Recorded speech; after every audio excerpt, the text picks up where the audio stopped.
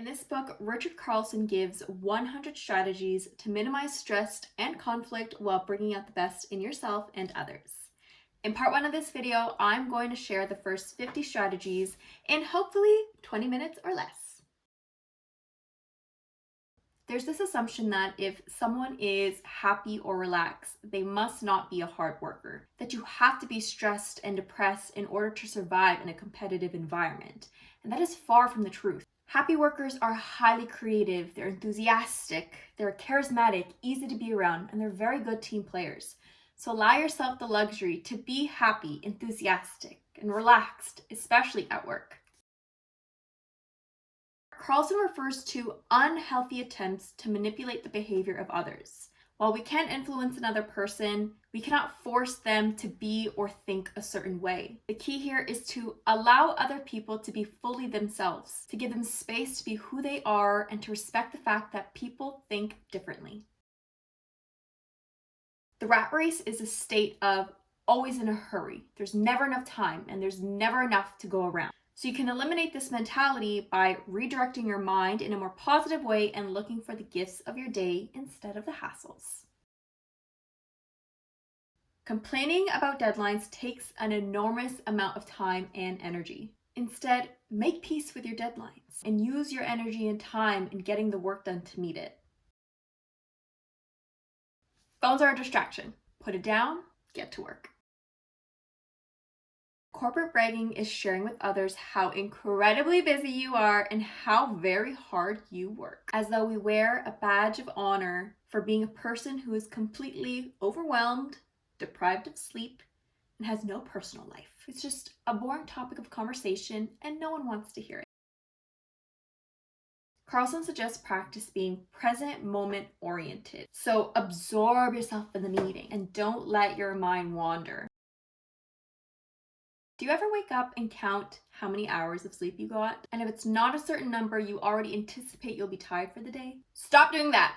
Anticipating the tiredness sends messages to your brain reminding you to feel and act tired because that is how you've programmed yourself to respond. The strategy here is to get as much sleep as you possibly can and be grateful for whatever amount that is.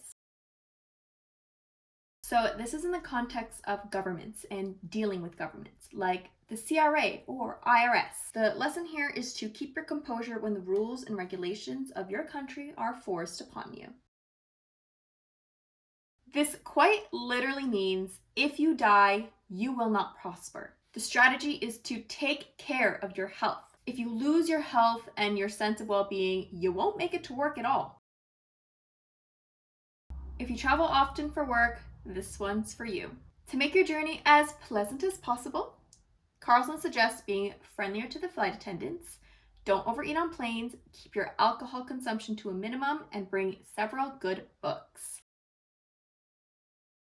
This is all about taking positive, solution-oriented steps towards improving a situation instead of complaining about what's wrong. TGIT stands for Thank God It's Today. Being a part of this club means you are happy 7 days a week because every day is unique and each day brings its own gifts. There are two ways you can go about dealing with a demanding boss. Complain or focus on the positive. First, don't take it personally. They're generally demanding to everyone. This allows you to be less defensive and they'll seem easier to be around. You'll be more open to what they may have to teach you, and their demands will start to feel like small stuff. People love to be praised and appreciated, so take every opportunity you can get to tell someone that they're doing a great job. Be on time. Simple as that. To Carlson, practicing your spirituality could look like practicing patience, giving acts of kindness and forgiveness, thinking loving thoughts, smiling, embracing others, and showing gratitude. It's taking the essence of who you truly are and bringing it to work. Decorate your space so that it's inviting, friendly looking, and peaceful. You spend an enormous amount of time of where you work, so make it a good place. Take your breaks. If you don't, it'll wear you down over time and you'll become less productive. The rule is 20% of the people do 80% of the work. This strategy is for people who are highly productive or who have an intense work ethic and they don't understand why everyone isn't just like them. An easy way to come to peace with this is to pay attention less to what others aren't doing and put more emphasis on what you get out of your own level of productivity. This list should be personal things you want to do outside of work. Reading, volunteering, exercising, spending time with family and friends, whatever floats your boat. Once you have your list, stick to it. When you are satisfied in your personal life, it'll spill over to your work life. Carlson believes this is one of the most important ingredients for success. Professionally effective listening helps avoid mistakes and misinterpretations. Personally, you become more likable because effective listening is a sign of acknowledgement and respect. This one is a reminder to be kind, gentle, and patient to those who deal with all of the administrative tasks of answering phone calls, responding to messages, booking meetings, and staying organized just for you. Simply put, it pays to be nice. An aggressive attitude or intimidating someone to get your way will come back to haunt you. Avoid the phrase, I have to go to work. Instead, say, I get to go to work. Something a little more upbeat. Because when you have to do something, it implies that you have no choice, no freedom, that you'd rather be somewhere else doing something else. Think of promises like, I'll call you later, or I'll stop by your office. Instead of making the offer out loud, just do it when the right time comes. Specifically, examine the stress-inducing habits, like not allowing yourself enough time to get ready before work, and so you're always in a hurry, or eating a large lunch and feeling tired in the afternoon. You gotta take that post-lunch nap. These all have the potential to create a great deal of stress in your life, making your day harder. So become aware of your bad habits and be willing to change them. So often, our attention wanders off into the future or back into the past. It's normal. The key element is how quickly can you come back to the present moment. So don't let your mind wander for too long. Get back on track. Many of us dream and desire, but have you ever thought about the trade-offs or the effort needed to achieve those desires? Sometimes the things we ask for requires more responsibility, more conflict, more demands, more of your time. So just ask yourself if that's truly what you want. When issues come up in your day, approach it the way you would with an actual speed bump. Soft, slowly, and wisely. Carlson includes this strategy as a way for businesses to make an important financial contribution to the world. Even if you don't own a business, find meaningful ways to give back to your communities. It sounds terrible and makes you look really bad. These are especially the days to keep your sense of humor and not to take yourself too seriously. Carlson suggests recognizing the patterns of behavior of the people you work with.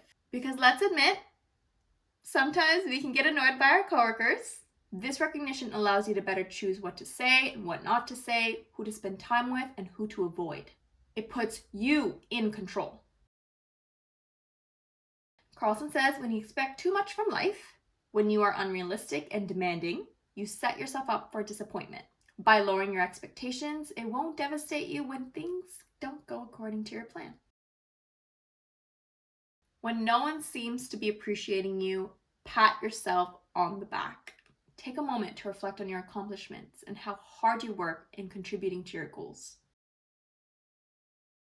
A person who falls into this category takes him or herself very seriously. They are usually selfish, arrogant, not interested in other people, insensitive, lacks compassion, and the list goes on. Carlson believes it is important to be fully aware of the type of person you absolutely never want to become and judge yourself if you've drifted into that direction. The term golden handcuffs means that you voluntarily live at the edge of your current means.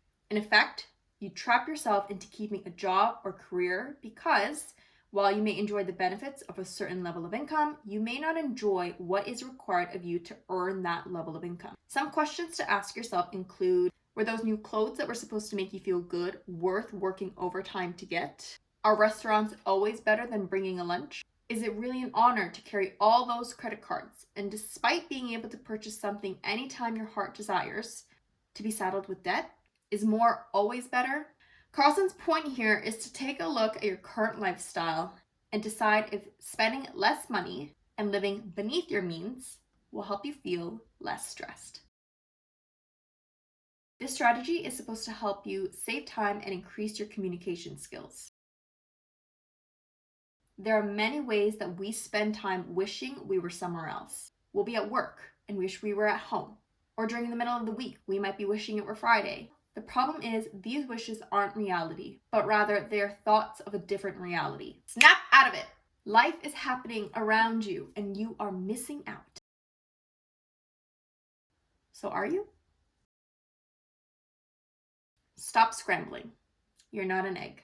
Be calm, cool, and collected. Your wisdom is a source for creative ideas, perspectives, knowledge, and a sense of direction. So the next time you're facing a challenge at work that your analytical brain can't seem to solve, tap into this infinite intelligence, which is usually done when you quiet your mind. Like magic, an answer will appear. You will make mistakes. You will offend someone. You will overlook the obvious. You will say something you shouldn't have. So the most important question isn't so much whether or not you will mess up, but rather how quickly you can recover when you do so. Be able to see your mistakes, admit to them, and move on. Where possible, suggest changes to your employer, like massage days, a puppy yoga event, shorter Fridays during the summer, open a company gym.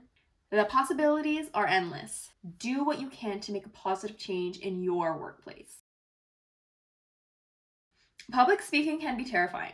To get over this fear, as with all fears, is just put yourself in that situation. Whether it's giving a presentation, a sales pitch, the results of a report, or simply sharing an idea with others. Just do it.